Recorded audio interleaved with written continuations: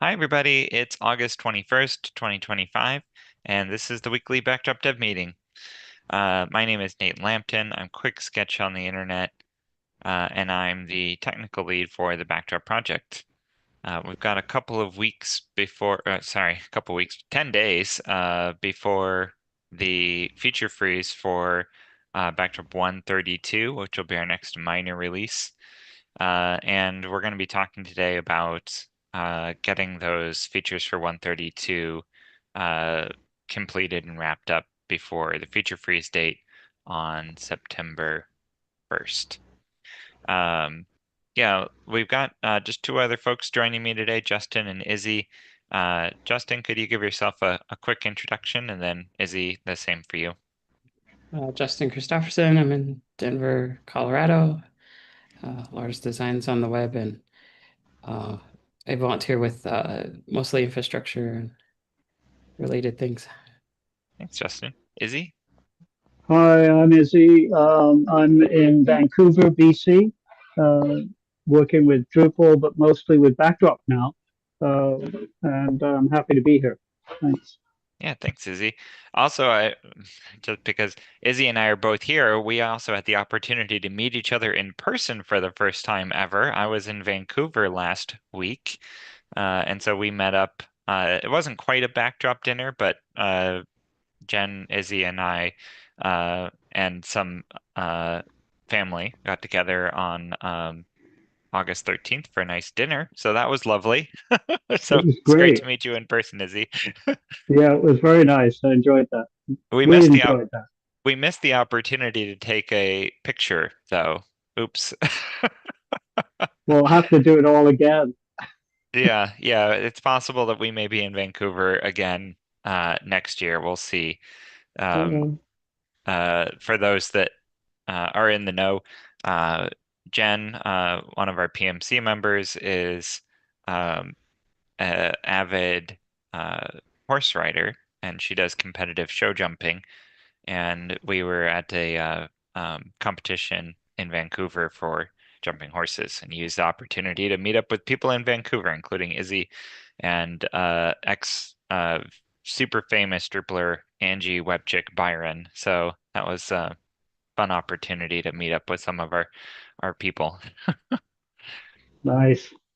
So, all right, sorry, that was totally an aside. Let's talk about Backdrop. So, like I mentioned, September 1st is our feature freeze date. It's the end of September 1st, so generally that means like midnight. September 1st is a Monday. It's also a holiday in most of the world, Labor Day, so we count that as being part of the weekend. And when feature freeze lands on a weekend, we push it to the end of the weekend to make it uh, be our date. So end of day Monday is not this coming Monday, but the one after that is feature freeze day. Don't So you have Labor Day then? yeah, well, we don't have Labor Day here in the United States on September 1st like everywhere Oh, else. But okay. yes, we count it as a global holiday. So it doesn't get pushed till the second? No, it's the end of the holiday, so it's the end of the first. It's usually sometimes what we do is we have feature freeze on the end of the holiday, like, midnight September 1st, but then the actual preview release doesn't come out until the second. Okay, But we try not to, thanks. yeah, put in additional stuff afterwards. So, all right, so let's talk about, one other thing.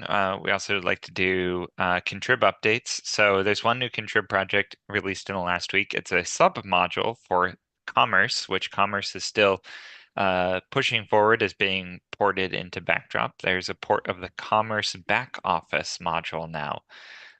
So thank you to our contributors for making that new module. All right, let's see here.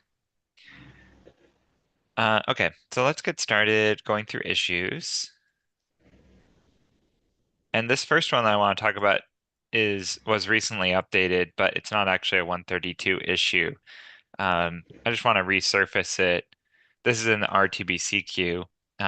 Indigo Zella pointed out in Zulip that we have a lot of RTBC issues, and Although this is a lot on me to get through these. I'll reiterate our other core committers are also, fully authorized to, move forward on these, but I'll try to get to them. This one, though, that is up at the top, that Vasas A opened, it's a really great summary here where he's pointing out that the user roles are not getting translated in some places when you're using non-English website. And so like anonymous versus authenticated user. And we have a mechanism for translating config in core that's been in for years now, but it's not evenly implemented throughout core. And this issue is just a really great reminder of how config values can be translated if you're working with non-English websites. And so this this makes it actually look a little simpler than it really is. But when getting a config value that is translated, you need to specifically say get translated when you're retrieving the config value. And so this is for the string, not the string anonymous, but for the label for the anonymous user role, like what is the value of that? This will run it through the T function and locale module to get that translated value. Looks like there's also like site name getting run through here as well. So it's not always quite this easy, but it's a good pointer as far as like getting config translation in more places. There's probably dozens or more of places that strings should be translated that we have the ability to translate that they're not actually translated yet. So if you find more places like this, if you're running a non-English website and there's some string that is stored in config that is not translated, please open another issue and we can get these things taken care of. It's going to be a long process getting all of these config values all translated.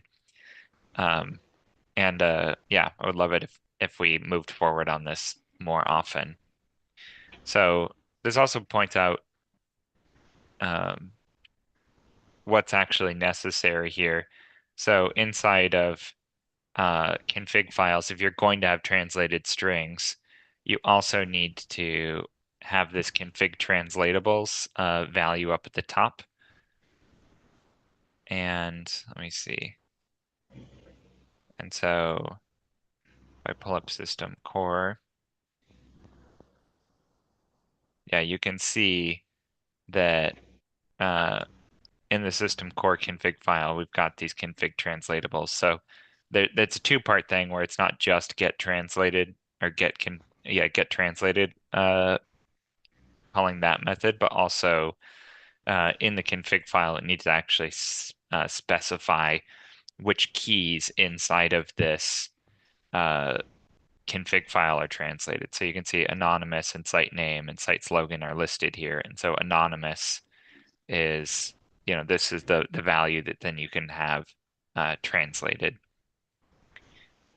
All right, well, that's just a small aside. I was really happy to see this come through. Looks like a great fix. It's RTBC, so we'll get that into the next bug fix release. Okay, so let's see, on to the 132 milestone. So if we take a look at the 132 milestone,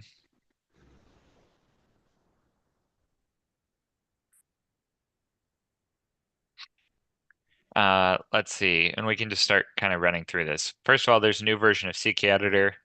Not surprising there. There's an updated pull request from IndigoZella to just update to the latest version. I think that just needs some review. There's usually not very many problems when moving between non-API breaking versions of CKEditor, which I think in this case, this won't affect us, it seems like. So this probably just needs some testing. Allow layout to be on select on additional paths. This one's stuck, and I don't think it's going to make it for the 132 milestone. Hasn't been any updates since May. So yeah, I'm not too optimistic about that. This one also is a conceptually API breaking. This could use some additional feedback about whether or not this is an acceptable change or not. It seems like a lot of several, I should say, of our community members are expressing concern about backwards compatibility, that some characters are going to start showing up in classes that weren't showing up in classes previously. So yeah, this could use some additional feedback. Let's see. These next ones I'm excited about. The more responsive grid format. This one's marked works for me. I think it also looks really good. It makes it so that we'll provide a new capabilities to the views grid to make it so that it doesn't just use classes and divs for creating a responsive grid, but actually starts to collapse them down based on different configuration, like what's the minimum width for an object. And if it gets below a minimum width, then it will collapse automatically down to another row inside of the view. So this looks really great. Feeling really good about this. And so that just needs some additional feedback. I don't think this cache tags one is going anywhere though. I feel like I might want to just go ahead and pull this one out. Yeah, no updates even since January. So probably gonna bump that one. I like this one. Admin bar on second and third level items not usable on smaller devices. This one needs some additional testing. It's and code review. But conceptually it looks really good. Oh, Izzy, you actually looked at this one a while back, all the way back Yeah, I in did. May. Yeah. The only problem I found is that it doesn't behave well on in terms of responsive. If you're testing it on a desktop and you're collapsing the width of the desktop, it doesn't work that well. But the author of the fix has said it works well on a mobile device and had hoped to get back to it to see if they could find a way to make it work responsively on a desktop.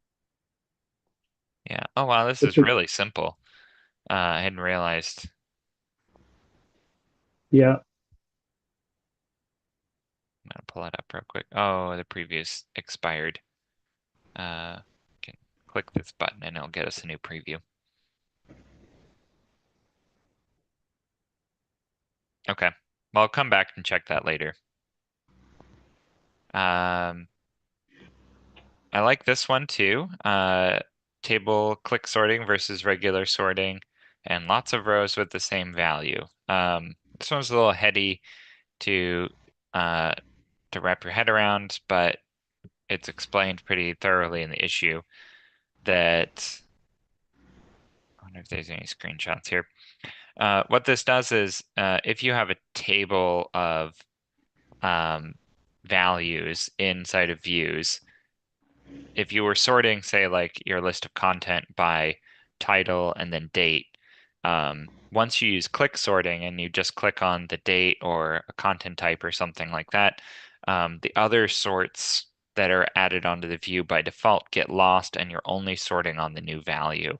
And this makes it so that you can append the default sorts on top of the click sort to make it so that things make more sense and are still sorted in some way, in addition to the primary sort that the table sorting may add. I'm not sure I'm describing this correctly, but this functionality looks great. It looks straightforward. It's backwards compatible. I kind of had wished that it would be on by default, but for now, we're probably going to proceed with it being an additional option rather than something that is just there all the time. So that makes it backwards compatible. Also makes it slightly more performant by default. And if you have the desire to improve the experience of using sortable table headers, then this gives you the ability to give some additional sorting that makes a lot of sense to your tables. Yeah, if I might just add a comment there. What surprised me is that this is what you would really expect to happen when you're sorting things. Like if you've got a table that has a bunch of names and you're using first and last name, and they're organized so you can see the last name ordered and then first name. But then if you click sort something else, you lose that ordering of the names, which is something you would expect to be preserved. So I think it's a kind of behavior that we've missed for decades with views. And fortunately, Indoxella has found a way to fix that. And like you, I would like to see it on by default because I think that's a behavior people would actually expect. But to preserve backward compatibility, it just doesn't seem that we can have it on by default. But I do believe it's the setting that people will want to have on. Yep, I agree. It is possible for us to add, like, in order to make this backwards compatible, what we would need to do is that this adds a new option, but it defaults to false to make it so that all sites that currently have view set up with tables, if when they upgrade, the default will be applied automatically, which is off. If we want to turn it on by default, then we'll need to change that, false to true. But then we'll also need an update hook to update all existing views to set the value to false to maintain the previous behavior. And I think that we do that not infrequently, that we do an update hook to change the default value to set it to the previous value when we change it in code.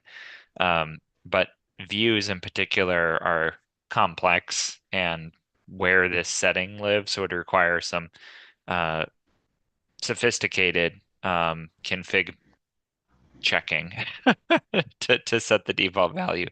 I don't think that it's ruled out, but I think that if we really feel that strongly about it, we can do it in a follow-up where we specifically say change the default from false to true. And we can separate that out. I think that, it would be nice to be able to move forward with this to at least expose the new feature, even if it's not on by default. So, Absolutely. yep. And once you know it's there, then yeah, you can find it and turn it on. All right, and oh, you know what's not in here? Okay, and I'll do this last one here too. So this is a super duper simple one. I don't think we have a screenshot in here, but yeah, and look, it's been bumped like tons of times. But all that it does is it makes it so that when you reset your password, it changes it to use the single password field instead of entering in your same password twice. We've pretty much eliminated entering in your new password twice throughout almost all of Core, and this gets one of the last remaining places.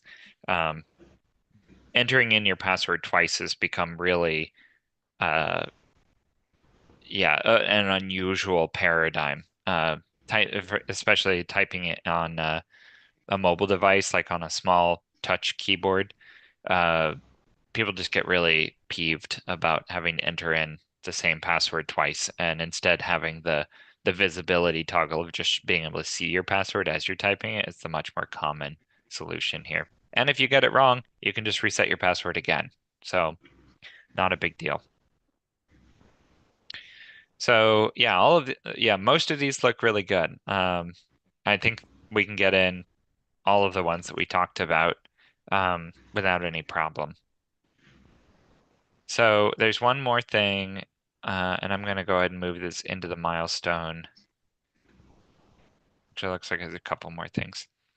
I really want this issue. I'm an advocate for it. Did I say I was an advocate for it? No, that's why it's not actually in the milestone. Because I'm not advocating for anything else. There we go.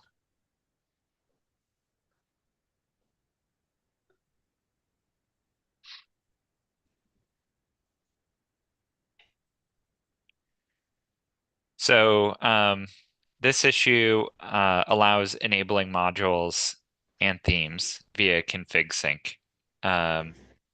And we got some testing on this in the last week, which I really appreciate. Archie Piano, Yorkshire Pudding, and Herb Duel. And this name that I can't pronounce, but his real name is Thomas. All checked on this and confirmed that it's working via the user interface, but they also confirmed that it's not working via B. So I think one solution for this is that we can move forward with this as it is, like the code side of things, I think looks really good. The automated testing is comprehensive. I feel really confident about this already. It would be really great to get a confirmation from, like, this is still a needs review and needs testing. It would be really great to get code review and testing from other individuals to move forward that status.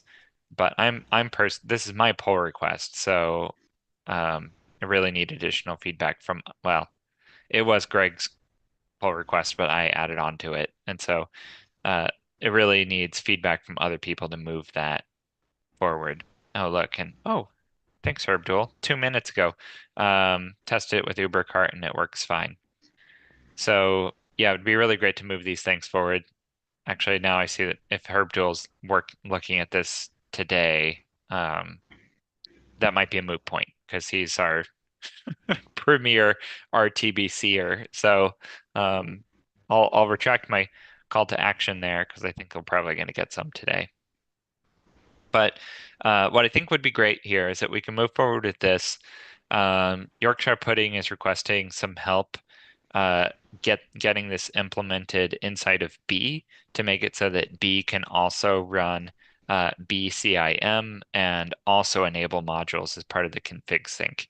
Because B re-implements the config sync functionality, it needs some additional work to make it work there. But I think it's going to be a really straightforward thing to make it so that B can use this once the rest of the functionality is in core that actually reads this new config file and turns on modules.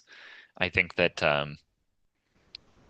I think with the framework in core, the changes to B will be pretty minimal.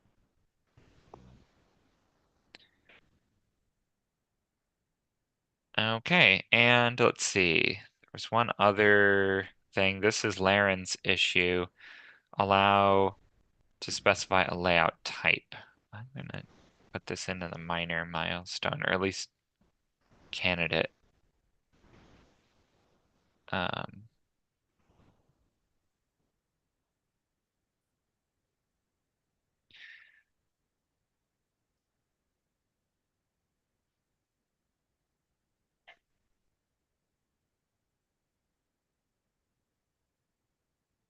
We'll see if Laren has more availability in the next week to make this a priority.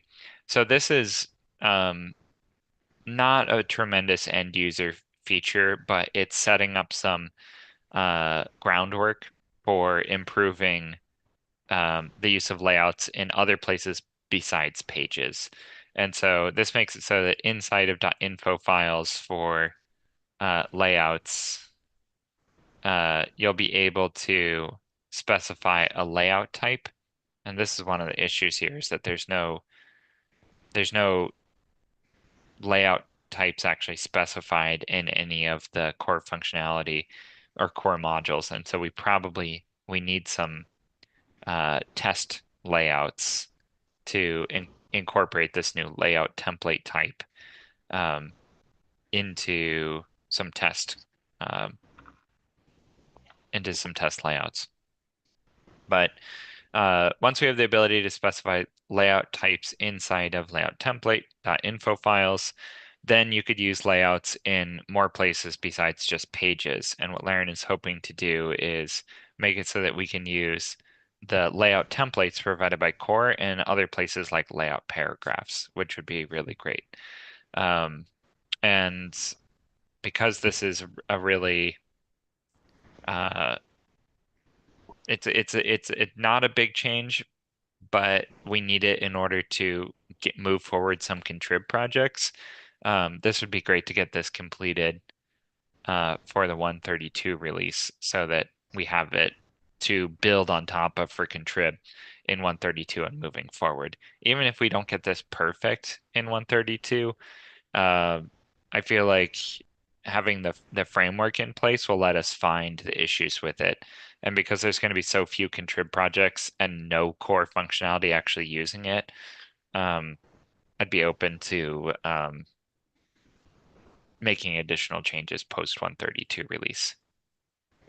Yeah, this is this is an issue that I was looking at too, and to actually test it, you have to use it with something like paragraphs. But through the Zulip chat, and Laren was kind of talking about it like a background change, framework change.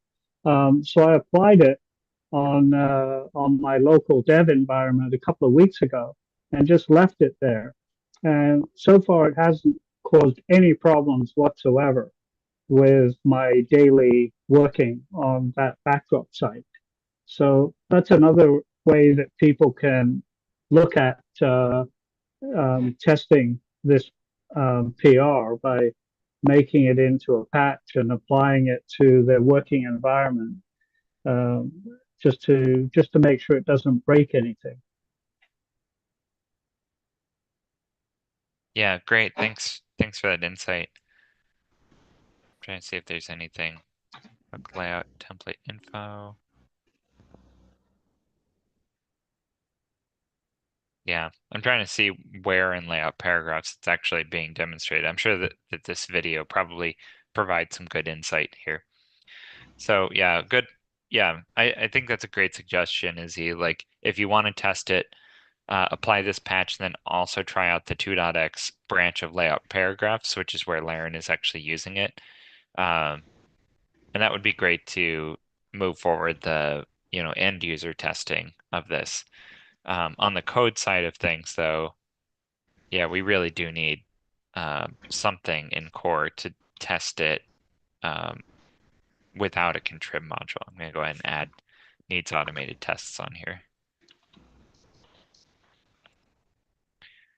Okay, I think those are the crucial issues, the items that we're hoping to get done in the next release. I don't think we have any more things specifically to talk about today. So I think that we may wrap up for today. I'll still try to make some space for Backdrop this weekend and move forward some of those issues that are in the RTBC queue. So yeah, we've got some work ahead of us. So but I'm still optimistic that we'll get a fair number of these completed in the next 10 days. Izzy, any last closing words before we close for today? I don't have anything specific. There are quite a few issues that people could look at and see if they've got something of value that they want to push forward on. Because there are quite a few issues that have been identified as, I think, more minor issues, but they still need eyes on them. Yeah, is that in the mostly in the 131.1 milestone? Yes. Yeah. Yeah, I see there's 38 open issues right now, and like the top 10 of those are RTBC as well.